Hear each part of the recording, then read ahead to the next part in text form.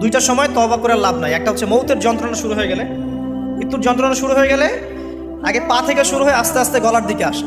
হাদিসে যেমনটা এসেছে, সূরা ওয়াকিয়ার মধ্যেও আছে যে পায়ের দিক থেকে যন্ত্রণা শুরু হয়ে আস্তে আস্তে আস্তে আস্তে এই গলার দিকে আসে, এবং আত্মাটা গলার এখানে যখন চলে আসে, এখান থেকে মালাকুল মউত আত্মাটাকে নিয়ে চলে যায়।